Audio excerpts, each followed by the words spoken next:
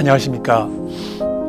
킹스북 이번 코너는 유발 하라리의 21세기를 위한 21가지 재현이라는 책을 골랐습니다. 유발 하라리는 지금 40대에 불과한데요. 정말 인문학의 천재다라고 할 정도로 정말 중요한 책을 썼습니다.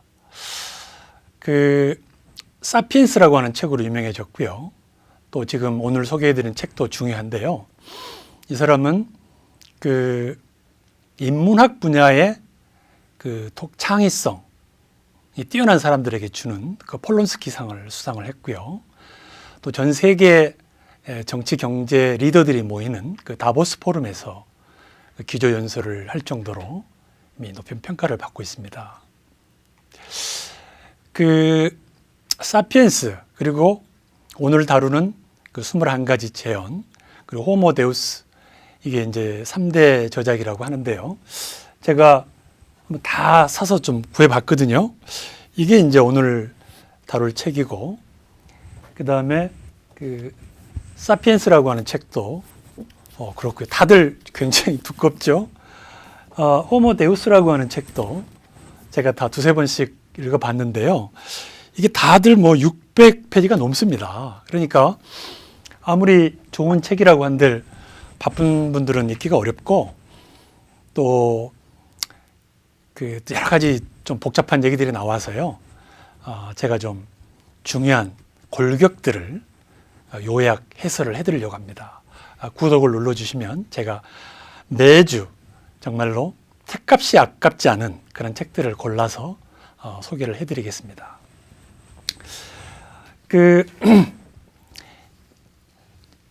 좋은 책이라고 하면은요, 저는 이 책들이 의미를 갖는 이유가 바로 정말 좋은 질문들을 내고 거기에 나름대로의 해법, 답을 내고 있다는 것입니다. 그래서 이 21가지 재현 이 책의 핵심 질문은 바로 지금 세계에 어떤 일들이 일어나고 있느냐, 그리고 그 심층적인 의미는 뭐냐라고 하는 과학, 생물학, 역사학 같으면서도 또 철학 같은 그런 질문을 하고 있습니다. 실제로 지금 IT, BT, AI, 빅데이터 이런 여러 가지 기술적 발전들이 어떤 세상을 가져올 것인가, 또 현재 지금 우리 생활에, 우리 사회에 어떤 도전을 하고 있는가, 또 그것들을 어떻게 하면 재앙이 아니고 축복으로 만들 것인가, 또 그에 대해서는 우리가 어떻게 대응을 해야 되고 우리 아이들에는 뭘 어떻게 가르칠 것인가, 이런 얘기들을 하고 있습니다. 그런데 이게 이런 유사한 책들이 요즘 많이 있죠. 그렇지만 이 책이 아주 특별한 것은 정말로 역사학자로서 방대한 학문융합적인 지식을 바탕으로 해서 나름대로의 철학적 질문과 대안까지 제시하고 있다라고 하는 것이 이 책의 장점입니다. 목차는 보시다시피 기술적 도전, 그리고 또 정치적 도전, 그것이 가져올 절망과 희망, 또 이것을 우리가 어떤 식으로 선용을 할 것인가, 이런 차례로 되어 있고요. 한번 차근차근 살펴보겠습니다. 먼저 기술적 도전입니다. 제가 앞서서 사피엔스라고 하는 책에서 설명을 드렸습니다만, 이 저자의 중요한 관점이 이 세상을 움직이는 힘은 허구의 이야기다라고 하는 것입니다. 허구의 이야기가 세상을 움직이는 힘이다. 자세한 내용은 사피엔스를 봐주시고요.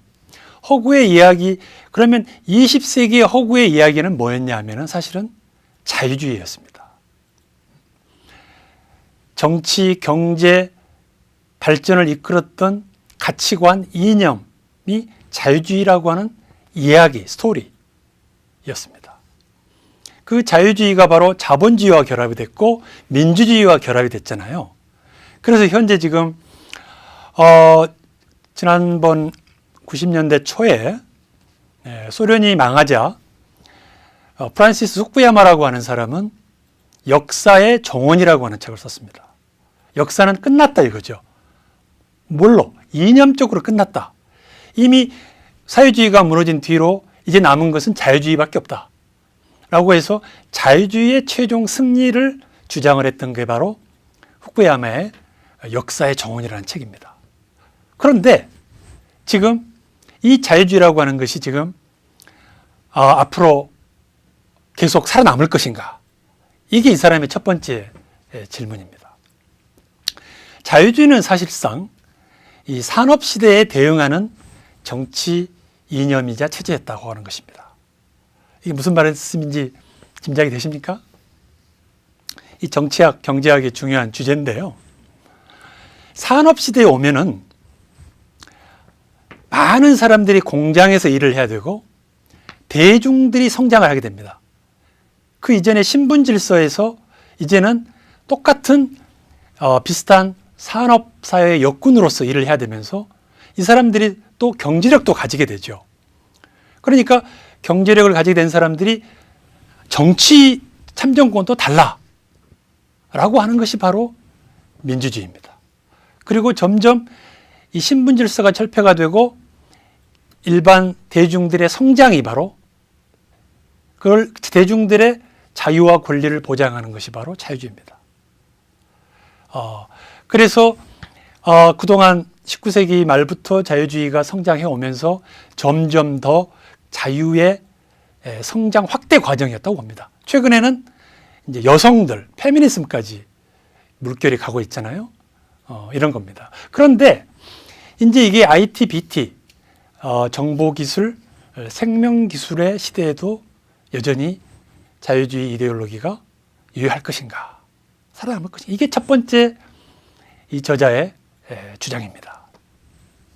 실제로 자유주의는요, 19세기 말 이제 영국에서 또 미국에서 시작이 됐고 또 번성을 했죠. 그런데 이게 이제 점점 그동안 많은 도전에도 살아남았습니다. 1차 대전 시기에는 이른바 독일과 같은 그런 국가주의, 그런 제국주의, 물론 영국, 미국도 제국주의입니다만은 자유주의적 제국주의하고 국가주의적 제국주의하고는 약간 차이가 있었습니다. 거기에 대응해서도 자유주의적 제국주의가 살아남았죠. 그 다음에는 이른바 2차 대전 때는 히틀러와 같은 파시즘, 그런 전체주의적 사회에서도 그런 도전에도 살아남았고, 그 다음에는 공산주의라고 하는 도전에도 살아남았습니다. 그래서 소련이 망하기까지 했죠. 또 그런 과정에서 자유의 의미가 점점 확대됐습니다. 자유가 이제는 점점 그 공산주의에 대응해서 살아남기 위해서는 평등의 가치도 포용을 하지 않으면 안 되겠습니다. 그렇게 되면서 그 자유주의의 이념이 변화, 발전해 와서 이제 지금까지 이르렀는데, 그런데 이제 지금 최근에 또 자유주의가 도전을 받고 있습니다. 바로 2016년에 아마 이게 역사적인 모멘텀이 될 겁니다. 동시에 일어난 사건이 바로 영국의 브렉시트, EU 탈퇴 결정이고요. 또 하나가 트럼프 대통령의 당선입니다.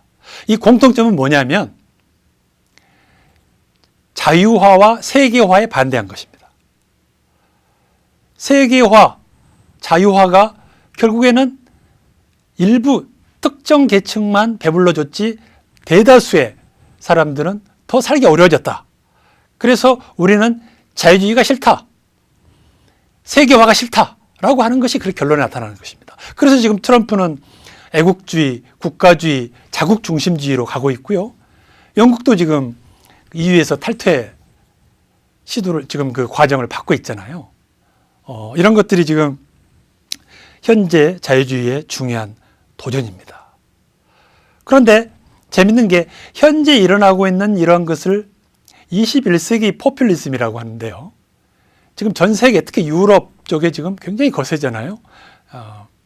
구구파가 지금 등장을 하고 정권을 잡고 그러는데, 이런 21세기 포퓰리즘이 20세기의 포퓰리즘과 어떻게 다르냐, 중요한 지금 정치학계의 연구 주제입니다. 그동안의 포퓰리즘은요, 대개 민주화 과정에서 일어났습니다.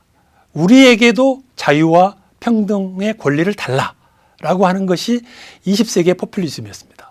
그러니까 경제력을 갖게 된 대중들, 또 흑인들, 여성들이 우리도 그런 정치적 권리를 달라, 차별하지 말라, 이것이 20세기의 민주화 또는 포퓰리즘이었다면은 21세기 지금에 일어나고 있는 포퓰리즘은 이제 그런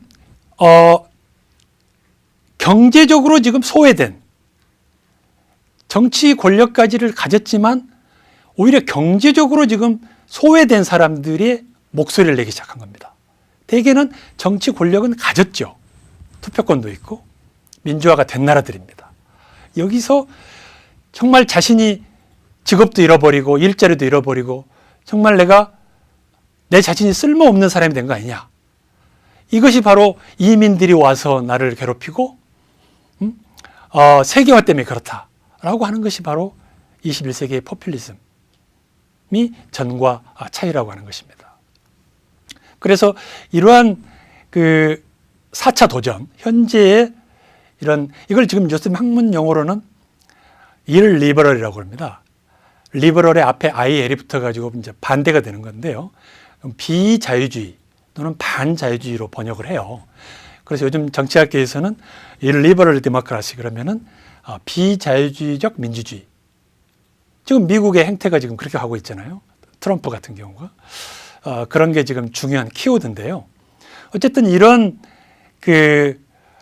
세계화를 거부하는, 자유화를 거부하는, 그리고 환멸과 분노의 대중, 그리고 이런 자국 중심주의, 민족주의로 가는, 그리고 지금 IS와 같은 그런 종교적 전통으로 회귀하려고 하는 것이 바로 현재 자유주의의 중요한 도전이다. 그래서 이런 도전에 자유주의가 앞으로도 살아남을 수 있겠느냐라고 하는 것이 이 책의 중요한 질문입니다. 그런데 과연 그런데 지금 현재 일고 있는 이런 포퓰리즘 또는 민족주의, 그리고 또한 이런 종교적 전통으로 회귀하려고 하는 것이 과연 미래의 대안이 될 수 있겠냐. 아까 역사의 정원을 후쿠야마가 얘기를 했잖아요. 자유주의가 승리했다고는 하지만 지금 자유주의가 또 다른 도전을 받고 있다. 그렇다고 해서 지금 자유주의에 더 나은 대안이 나타난 건 아닙니다. 그래서 자유주의의 대안이 나타나지는 않았기 때문에, 그렇지만 자유주의의 승리라고는 볼 수 없다. 그래서 역사의 정원은 지금 좀 더 연기된 것이 아니냐, 이렇게 보면서 정말로 앞으로 자유주의를 넘어서 어떤 자유의 가치, 평등의 가치, 민족의 가치를 넘어서 또 최근에 IT, BT, AI, 인공지능, 그리고 빅데이터까지를 통합할 수 있는 그러한 세상의 변화를 담아낼 수 있는 그러한 새로운 청사진, 새로운 비전이 나와야 된다. 그렇지 않으면 정말 세상은 참 더 어려워질 것이다 라고 하는 것이 중요한 주장입니다. 우리는 지금 자유주의, 민주주의 틀 안에서만 서로 공격과 방어를 하고 있지만 정말 이 세상의 질적인 변화까지도 담아내야 된다라고 하고 있습니다. 지금 우리는 이제 이런 세상의 변화를 좀 더 실감 있게 보여주는 게 바로 우리 현재 일자리입니다. 지금 가장 우리가 실감나게 보는 게 당장의 내 일자리는 어떻게 되냐, 이런 거죠. 그동안 이제 기계가 점점 자동화되면서 또 최근에는 AI까지 등장을 해가면서 엄청난 의사, 변호사, 회계사까지 일자리가 없어질 거라는 전망이 나오고 있습니다. 이 저자는 그 자동화와 또 이런 그 점점 컴퓨터가 이런 네트워크가 대체되는 것은 불가피하다. 그래서 점점 이제 쓸모없는 계급이 생겨날 것이다. useless class입니다. 쓸모없는 계급. 우리 인간 중에서도 지금 이제 더 이상 쓸모없는 사람들이 생긴다는 거죠. 직장이 없고 할 일이 없는 사람들이겠죠. 또 실제로 이제 점점 지금은 노조가 제 목소리를 내고 있지만 앞으로 노조 조직도 힘을 못 쓸 거다. 왜? 모든 일들이 점점 이제 직업의 변동성이 하다 커지기 때문에 평생 직장, 평생 직업이 없어지는 겁니다. 노조가 오랫동안 일관성 있게 노조라고 할 만한 것들이 점점 힘이 약화될 것이다. 그렇게 되면서 노동권의 확보도 점점 어려워질 것이다. 이렇게 보는 것입니다. 그래서 이 더 큰 문제는요. 그동안 우리가 그 노조 운동을 하거나 또 데모를 하거나 할 때는 사업주가 됐든 국가가 됐든 어떤 그 착취를 그만둬라, 공정하게 분배해라 이렇게 주장을 했지만은 이제는 말이죠. 아예 필요로 하지 않는 인간들이 생겨나기 때문에 아예 직업과 무관한 인간들이 생기게 난다는 것이죠. 그것은 정말 불가피한 미래다. 그래서 정말 정부가 해야 될 일은 이런 일 이후의 사회, 또 그런 경제, 그런 정치의 새로운 모델을 탐구해야 된다. 평생 직장, 평생 직업이 아니고 평생 교육 체제로 가야 된다. 그래서 새로운 직업을 찾을 때까지 그런 그 임시 기간 동안에 또 사회 안전망도 갖춰야 되고요.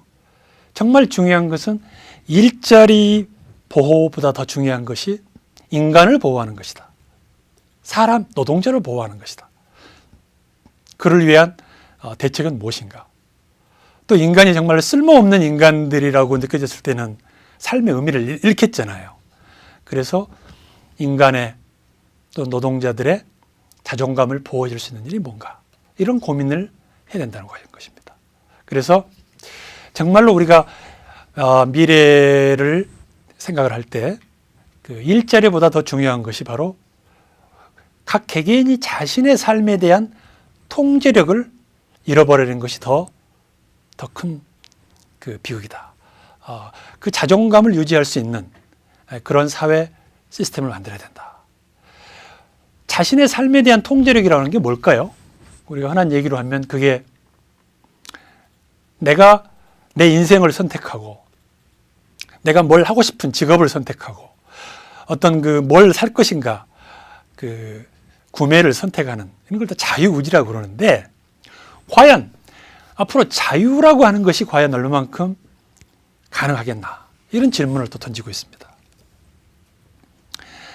우리가 보통 그 인류의 역사의 발전은 자유를 신장하는 역사, 자유의 발전의 역사였다라고 하는 게 이제 헤겔이 한 이야기잖아요. 실제로 그 근대 이전만 해도 종교적 권위가 지배를 했습니다. 그리고 이제 이른바 휴머니즘, 인본주의가 나오면서 인권을 얘기하게 되고 또 우리 자유주의가 나오고 민주주의가 나오면서 인간의 자유와 평등과 권리가 주장을 하게 되었죠.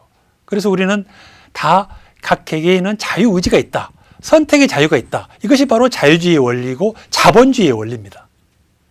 그걸 전제로 하고 있죠. 그런데 앞으로는 정말 빅데이터 또는 인공지능으로 인해서 데이터 알고리즘이 인간의 권위를 대체하게 될 수도 있다라고 하는 것입니다. 요즘 우리가 그렇게 듣게 되잖아요. 오히려 컴퓨터가 나의 취향을 더 잘 알아가지고 이런 옷을 입고 가라, 이런 책을 읽어라, 이런 기사를 봐라, 또 운전을 해도 여기로 가라 말이죠. 이런 식으로 다 우리를 가이드한다는 것이죠. 그래서 우리가 우리 개인의 선택, 개인의 자유라고 하는 그 생각의 기반 자체가 오히려 이 컴퓨터에게 우리가 자리를 양보하게 되고 대체하게 되고 점점 우리 인간들은 그런 기계 또는 컴퓨터에 길들여진 인간이 될 것이다. 과연 인간의 자유의지라고 하는 것이 앞으로도 있게 될 것인가? 이런 질문을 던지고 있습니다. 여러분 버티고 현상이라고 하는 말이 있는데요. 비행사가 막 공중 회전을 하게 되면 방향을 잃잖아요. 그러면 뭐에 의지하겠습니까? 기계의 좌표에 의존할 수밖에 없습니다. 우리 현대사회 우리는 지금 정보의 홍수 속에 살고 있습니다. 뭐가 진실인지, 뭐가 참인지, 뭐가 거짓인지를 어떻게 구분하겠습니까? 그러면 대개 우리가 검색에 찾아보면은 지금 사실상 검색어 상위에 노출되는 것이 거의 진실로 받아들이기가 쉽게 되는 것입니다. 그렇게 되면 또 하나의 왜곡과 가짜 뉴스의 위험성도 있게 되는 것이죠. 그래서 정말로 우리가 이 굉장히 세상이 컴퓨터가 발전한 것 같지만 잘못 사용하면 정말 재앙적 결과를 가져올 수도 있다. 또 하나 얘가 이제 자율주행차인데요. 지금 자율주행차는 불가피한 방향으로 가는 것 같아요. 그런데 그 자율주행차에 이제 윤리가 들어간다는 겁니다.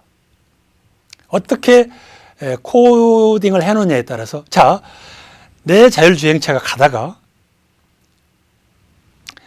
저 사람을 치울 것인가, 저 사람을 치게 되면 내가 살고 이 사람을 안 치고 이쪽으로 가면 내가 죽게 생겼다. 그러면 그 판단을 자율주행차는 스스로 해야 됩니다. 어떻게 할까요? 그 윤리는 사실상 자율주행차가 하게 되는 것입니다. 어떤 코드를 입력하느냐에 달려있는 것입니다.